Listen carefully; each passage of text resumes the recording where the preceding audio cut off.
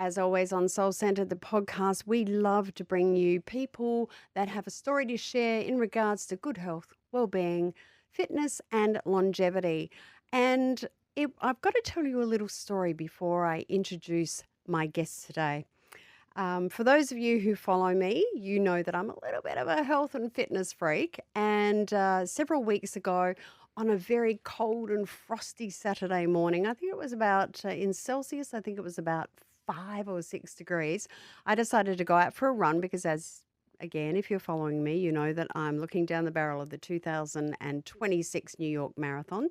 As a woman over 60, that's a big task, so I know I need to get my steps in now. Off I went for this run, and as I was left my apartment and I went down and I was crossing over to the beach, and I saw on the beach, it must have been, oh gosh, it was about 8 o'clock or something in the morning. I saw hundreds of people on the beach. First of all, remember I said it was like 4 or 5 degrees Celsius.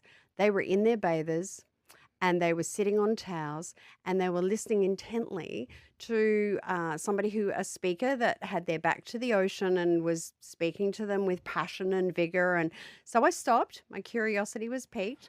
I stopped and had a listen to this particular gentleman, and I was really riveted by what he was sharing. He was sharing a lot of information about mindfulness and presence and authenticity.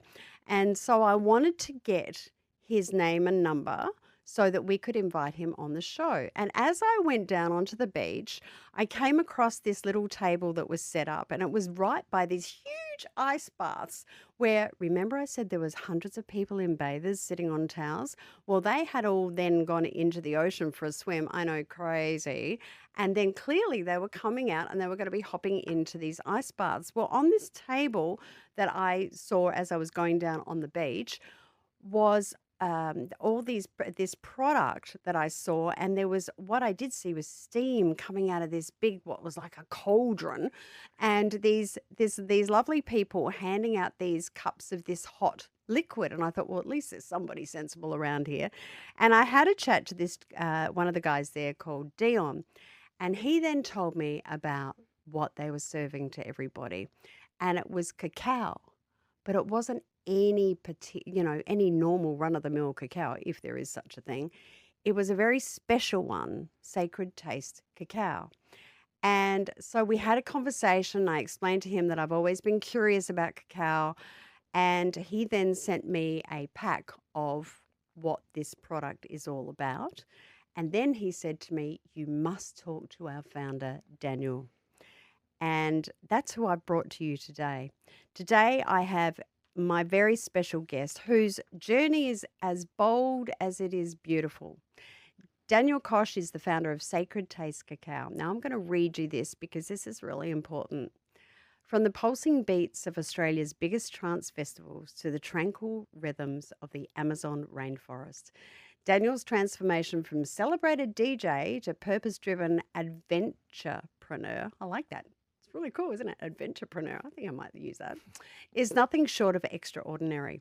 After stepping away from a lifestyle he found unsustainable, Dan discovered the heart-opening power of cacao, not just as a superfood, however, as a sacred plant medicine. What followed was a deep dive into the Peruvian Amazon, where he connected with the Ashaninka people and witnessed firsthand the wisdom, spirit, and cultural depth behind cacao's ceremonial roots. Now, today, Dan is shaking up the wellness and party scene by creating drug and alcohol-free cacao events, blending spirituality, community, and regeneration, all while supporting Indigenous communities and protecting the rainforest.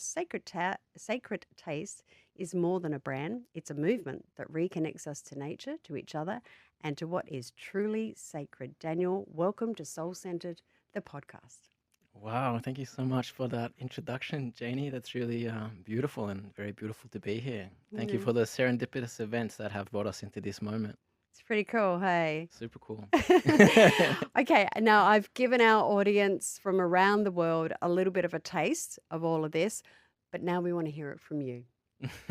Go ahead. What would you like to know? I'd like to know what you were doing before all this happened and what brought you to this today. Okay, beautiful. So up until 10 years ago, I was actually a professional DJ.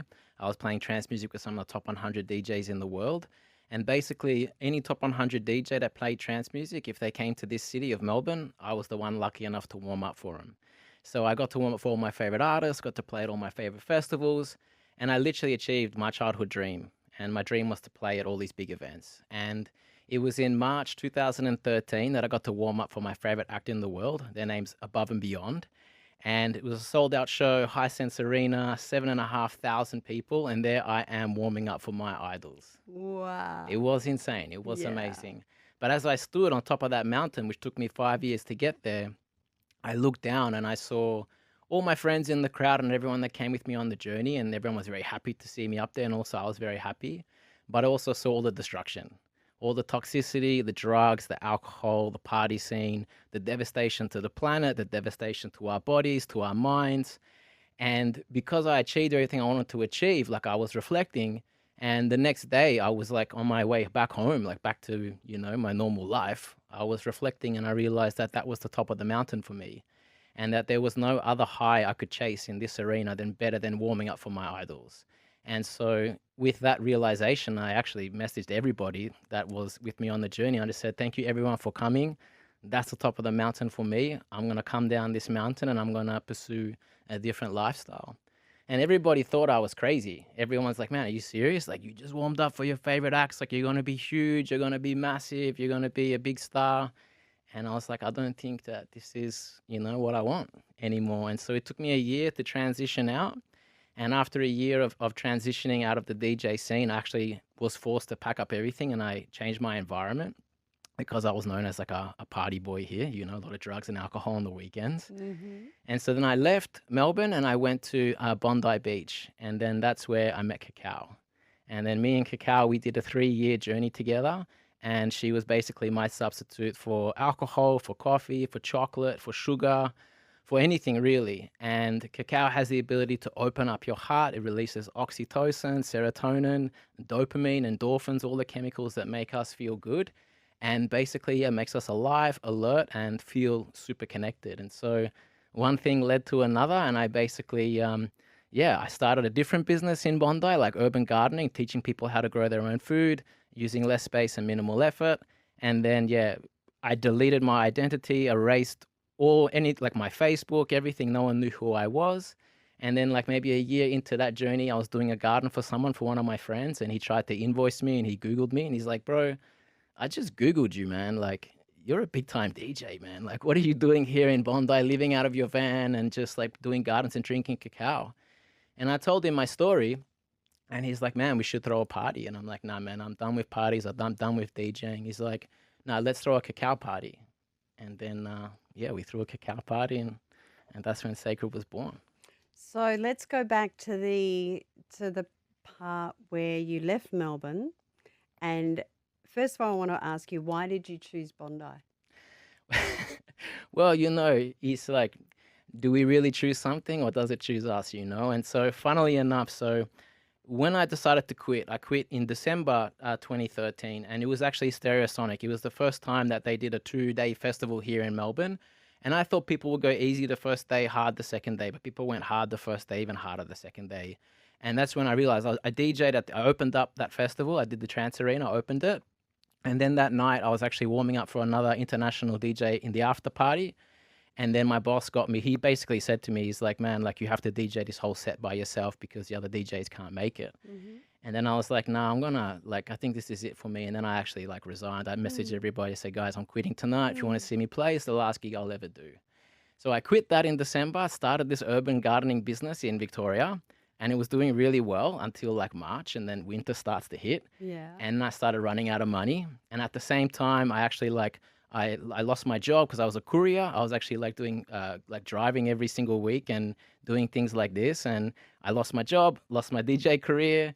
I lost the house that I put a deposit on that I was building. I basically got wiped out like within 3 months. Wow. And I ended up being in a van and I had to tell my girlfriend at the time, I'm like, listen, I need to go where it's warmer to keep this business alive. Otherwise, we're going to lose everything. And so I packed everything into a van and I went to Rouse Hill to do a gardening expo. And I was just selling, and I was very passionate about sustainability, regeneration, the body, organic, everything like that. And then basically the last customer on the last day was a guy and a girl, and the girl came up to me and she started asking me all these questions about it. And finally I can talk about sustainability and my passions. And so I was talking to her, and the guy behind her was just like smiling, and I thought they were together, but she's like, "Oh, thank you so much." And then she leaves. And then the guy comes up and he's got this biggest smile on his face, and he's this little Colombian guy, and he's like massive smile on his face, and he's like, "Man, these pots would go crazy in Bondi." And so he basically, because we had these self-watering pots, like these self-watering planter boxes that where you can just put your food in and it grows itself, Yeah. basically. And he's like, "Man, these pots would go crazy in Bondi." I'm like, "Bondi? Like, man, like what I see on the TV?" I'm like, Yeah. "Nah, no way." He's like, "Man, if I book you into the market, will you come and will you help? Like, will we sell it together?" I'm like, I'm just listening to the universe. So I'm like, yeah, I'm desperate for cash. I'm like, yeah, let's do it. He books us into the market. We don't get in anyway, but he's like, "Come and check it out." And I go to Bondi. I never would have ever gone there if I didn't get this invitation. And then I went there, and as soon as I met people, it's funny, the one friend that I had in Sydney who actually put me on this organic path and like, being natural and things like this. She said to me, "Dan, if you're ever in Sydney, check out these guys. They throw these like alcohol-free parties. You would love it." I didn't think anything of it. I go to this market with my friend. He introduces me to somebody else. And then he's like, "Bro, what are you doing this weekend? We're throwing a party at our house." I'm like, "Nah, man, I don't drink. Like, I don't do parties." He's like, "Oh, it's alcohol-free." And I'm like, "Oh, okay." And then I went to the party, and that's where I saw there was 200 people in the backyard, two teepees, and then everyone was standing around this cauldron, just like you said. Yeah. Same thing happened to you, happened to me. It's like everyone's standing around this cauldron, and I'm like, "What's that?" Like, and they're like, "It's cacao." I'm like, What is that?" They're like, "Oh, it's chocolate." And I'm like, "Why are you guys drinking it?" Like, and like, "Well, if you have enough of it, it can get you high."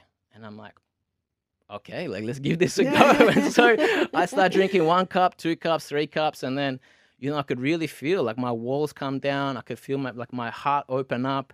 Before when I was there, I was sober, and before I used to drink all the time, Mm. and I didn't know how to connect. And the reason why I left Melbourne, like, doesn't matter the destination, but why I left Melbourne is because everywhere we went, I was known to party and to drink and Mm. to have drugs. So Mm. we would even go bowling, and my friends would be like, "Let's go have a bag," Mm. or "Let's go do this." And so I had to change my environment. If you want to change your habits, you have to change your habitat. And Mm. so I went to Bondi accidentally, went to this party, had this cacao, had a few cups. Literally, my walls got dropped, my vibration was lifted, and I was having all these beautiful, deep, profound conversations with everybody. And they were asking me deep questions, not like, "Oh, who are you? What do you do? What's your job?" They'll ask you, like, "What's your story? Tell me your story." And I'm Mm. like, "Oh, I don't even, what is my story?" I had to think about this for the first time. And then, the cacao really helped me kind of like connect. And that's when I was like, "Wow, what is this?" And then, like, I went to the supermarket and bought some and started working with it. And every day I was like drinking it. Funnily enough, at the same time, I was like broke and homeless and actually like sometimes eating out of homeless shelters. And so I found out that cacao is one of nature's most nutrient dense superfoods. And back then it was super cheap, just the powder. And so I would just take it and I would eat it every day. And it was also an appetite suppressant. So, it Yeah. keeps away your hunger if you're, really hungry. And then I did this like unintentional dieta with it for like 3 months where I was just with this cacao, and it literally like changed my life. And then from that place, yeah, I started this urban gardening business in Bondi. I established myself there. And, 6 years later, I was still there throwing parties. Every full moon, we were throwing a party in Bondi for like 200 people. And I was still living out of my van, and I still live out of my van today. So yeah, it was completely life changing, the whole journey. Wow, it's such a great story, and I'm so glad that you told us how you met her. Mm. And that's where I was hoping we would go with that as well. Because when you said that, you left Melbourne and you went to Bondi, um, I'm not sure if our audience thought the same thing, but in that moment, because I remember Bondi when I used to live in Sydney, and it was sort of a bit of a party place too. And I was thinking, okay, so he's gone from the, one to the other. So how did that all work? But that is Mm. magical. And it's right. I mean, the serendipity of everything that you just shared with us in particular, um, uh, is is a beautiful background story for Sacred Taste. Mm. So, and thank you for sharing Oh, that. no worries. My Thank you. pleasure. My pleasure. So talk to us about then. You've done this. You're in Bondi. You've created this community. You've created basically a whole new persona pretty much, yeah. as well. So Mm, the transformation from where you were, which essentially was where you had wanted to be, yeah, and then coming down and completely going off grid yeah. on every level, Mhm. and then coming through this to where in Bondi. Explain to us then, with your journey with cacao, what were the next steps that you saw or you felt in your life that your relationship with cacao had for others? Yeah, that's a really beautiful question. I think for me, starting this business was never intentional. And I sometimes, there's a beautiful quote that I live by, and it's like, you often meet your destiny on the path you choose to avoid it. And so I That's didn't want to party nice. anymore. I didn't want to pick up the headphones and DJ because it was traumatizing because I left the scene and I got out.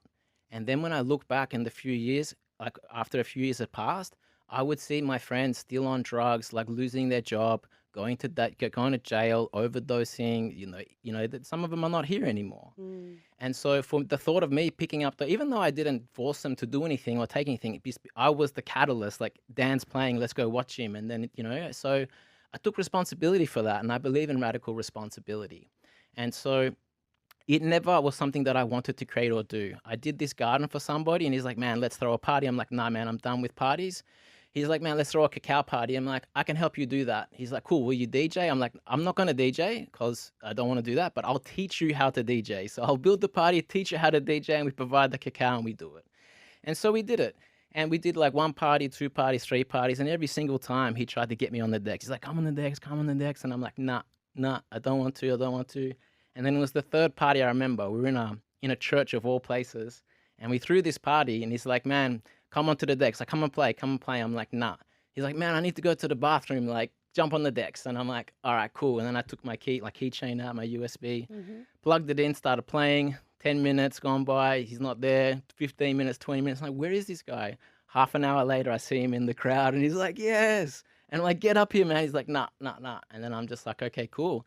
And then I just played, and he kind of like coaxed me to do that. And then we danced for like 3 hours in that church. And I Wow. remember even one of my friends took a photo and she put it up and she's like, Dan taking them to church, like, because they knew eventually, like, okay, after all these years, that was my history. Because I told Mm. people my story, I decided what it was, and I started sharing it.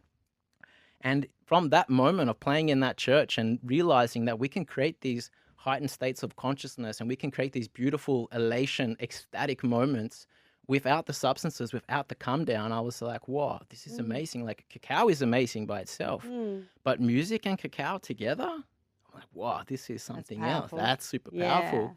And then one thing led to another. We threw these parties every month. We got invited to go to a festival called Lost Paradise. And that's when I said, look, let's not just do the cacao, let's set up a full cacao bar and then I'll have a few DJs come and play.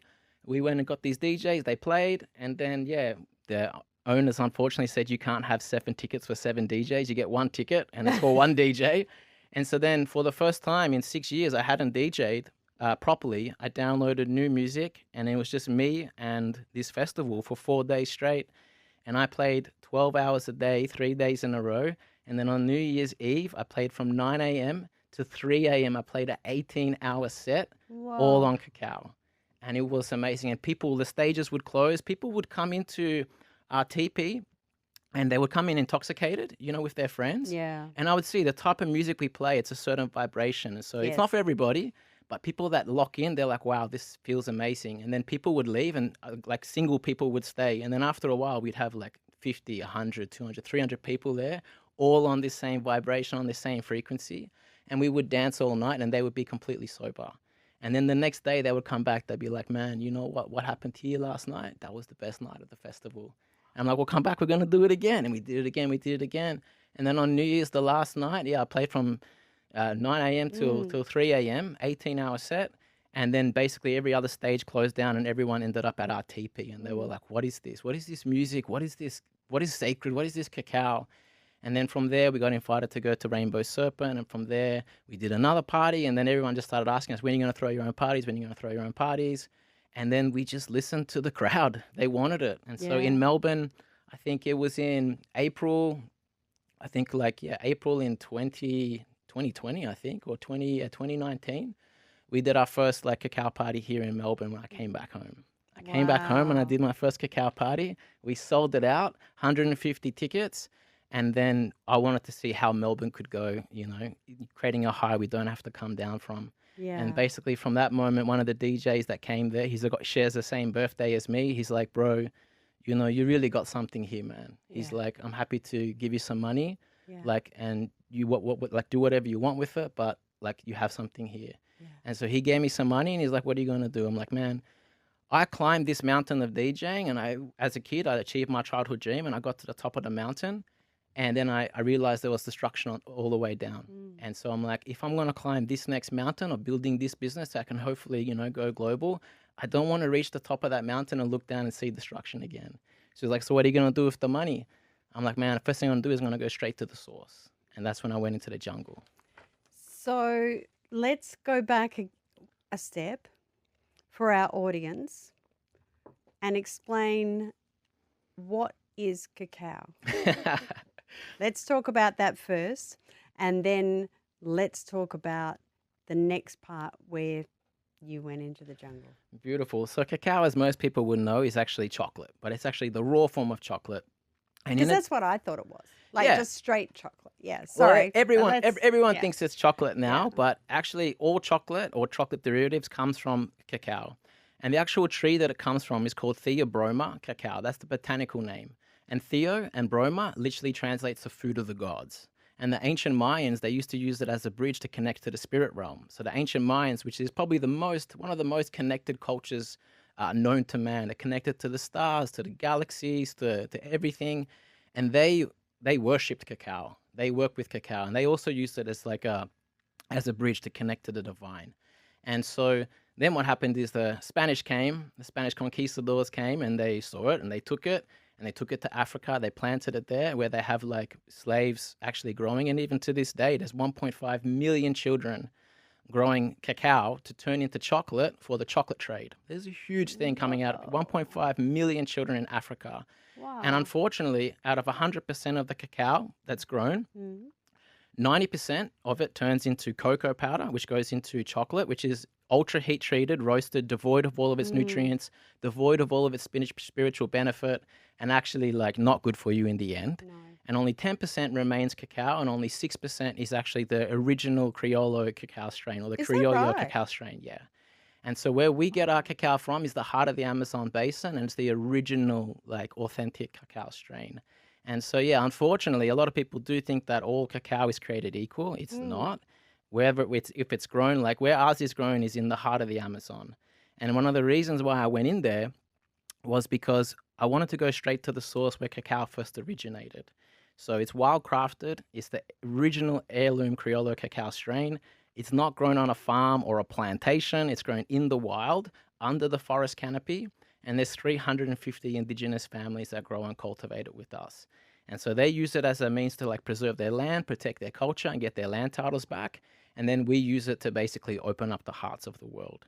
And so there's an ancient Mayan legend that states that whenever there's an imbalance between humans and nature, cacao makes its way out of the jungle to open our hearts and restore the planet to a state of harmony. Oh, And that's wow. exactly what we're doing with Sacred. That's really powerful. Yeah, and so That's powerful. it's very powerful, and I'm a living testament to that statement, because I was so out of alignment when I was DJing. Like I was literally the king of the castle. I was like literally achieving all my dreams. But at the time, you didn't think you were. At the time, you thought you were right on track. Yeah, like Yeah? I thought I was Yeah. like, I thought this is what I wanted. And then Yeah. when I achieved it, I looked around and I'm Yeah. like, this is actually not what I want. Yeah. And then I came down that mountain and Yeah. met Cacao, and she recalibrated me. And through all of those losses, through all of the tragedy and everything that, got stripped away from me and Yeah. brought me down to nothing, I had $200 cash, living on a beach in Bondi, living out of a van that I legally couldn't drive because I lost my license. But I was present with myself on that beach. I love your overshare. And it was just like I couldn't leave, so I was stuck there and just with Cacao, and it was just beautiful. And then Yeah. I really got to connect with myself, and it brought me into alignment. It brought me into a state of harmony. And this is what we do with our events now. And so Yeah. for people that want to experience Cacao, you can have it in chocolate, but it's been adulterated and it's not good for you. But if you Mm. go to the raw thing, with good intention, it actually is a medicine, and that's what it is. Daniel, we have so much to explore with you further on this, not least of which is if we have cacao, what can we expect to have with cacao? What's a ceremony like? What do we do? How do we prepare cacao? And how often can we have it? And I must admit, I loved it when you touched on the fact that cacao is also a superfood It's a superfood. because and you had those several months where you just had cacao. I myself, when I was living in Sydney, Mm, many years ago, I was introduced to this beautiful spirulina, pure spirulina that was harvested from 10,000 feet below the ocean in Hawaii. mm. And I was told that you could live on it. And this was when I was a part of a particular organization, company that was in superfoods. And I said, you can live on this. And they said, no, no, no, no, no. Here's all the research. You can live on this. I said, okay. So I did for 3 months, water and that spirulina. The whites of my eyes were beautiful white by the end of it. The blue was bright blue. My skin was blemish free. My Mm. hair was fabulous. And the reason I'm sharing that with you in relation to what you're sharing with us Mm. right now, Daniel, is that that's when I understood superfood. Mm. That's when I understood the power of superfoods. And that's why I'm so intrigued, and I'm sure our audience is as well, to Yep. learn that cacao is a superfood Hmm. as well. And so, what I'd like to invite you to do is that we're just about run out of time on today's episode, but I'd love to let's break this down and bring you back. And would you mind taking us through the story of cacao, answer all those questions, and introduce us to Sacred Taste Cacao? Can we do that? Of course, absolutely, my pleasure. So Fantastic. yeah, so basically, cacao is a superfood, and it's one of nature's most nutrient-dense superfoods. It's actually one of the most pharmacologically complex foods found in nature. It has over 1,200 beneficial chemical constituents, one of which it's super high in antioxidants, which is anti-aging. And actually, if you have 2 cups of it a day, it's actually known to kind of like reverse the signs of aging and increase longevity. It's super high in magnesium, which is the mineral that the body is most deficient in. So when you have magnesium, it relaxes your nervous system, relaxes your muscles, allows you to repair, have better sleep. But one of the main ingredients this has is, for me, is theobromine. And theobromine is the chemical that helps produce happiness. So oxytocin, serotonin, dopamine, endorphins, all the chemicals that make us feel happy, that's what cacao can produce if you have it in its raw form and if you have it in a sacred way. And so whether you're eating it for the benefits on the body or if you're having it to improve your state of mind, it's like very good for anxiety, very good for depression. It's very good to make you be present and drop into the present moment. But also it's really good for your cardiovascular health as well. So when you have it, it'll literally it's a vasodilator. So it actually opens up the blood vessels, pumps oxygen all around your body, and allows you to bring more nutrients into your cells. So whatever you put with it, your body will receive more of it. So if you have it with spirulina, or if you have it with, superfoods, or anything else that you have it with raw cacao, Mhm. it's going to be a nutrient transporter and it's going to get into your cells. And so, unlike caffeine, which produces cortisol, which is the stress hormone, cacao can actually make you feel more grateful, happy, and give you a ton of energy, but also allowing you to get a good night's sleep at night. Well, I'm excited. Thank you so much for joining us for what is now part one of Soul Centered, the podcast. Thank you so much, Daniel. Really appreciate your You're time welcome. today, and we'll look forward to having you back on part two. And thank you for joining us today on Soul Centered, the podcast. Now, as I just said, clearly this is going to be part one. You must come back and tune in for part two because Daniel will be back with us. He's going to take us all the way through everything about Sacred Taste Cacao, why we should have it, why it's good for us, and he's actually going to demonstrate how to actually drink this beautiful superfood. So in the meantime, wherever you are in this amazing, beautiful world of ours, I hope you have an absolutely fabulous day. Remember, subscribe wherever you're listening to Soul Centered, the podcast right now. Subscribe so you never miss an episode. And of course, like and share any information that we bring to you on good health, well-being, fitness, and longevity, because that's what Soul Centered, the podcast, is all about. I'm Jaynie Morris. It's been great to have your company, and we'll see you on the next episode.